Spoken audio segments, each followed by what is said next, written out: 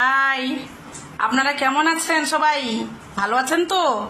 আমি আজকে আপনাদের নতুন একটি ভিডিও করে দেখাবো। এই হলো মাছের ডিম। মাছের ডিমের বড়া বানিয়ে দেখাবো আমি।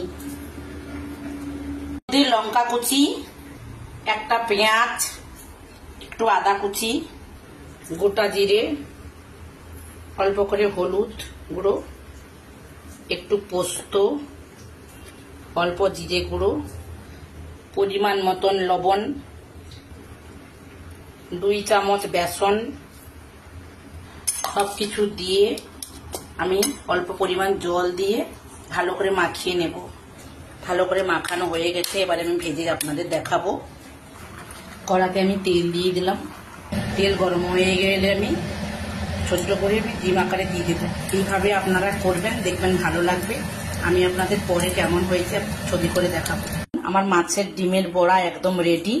আপনারা এইভাবে বানাবেন, দেখবেন ভালো লাগবে। কেমন লাগে প্লিজ লাইক, কমেন্ট, শেয়ার করবেন।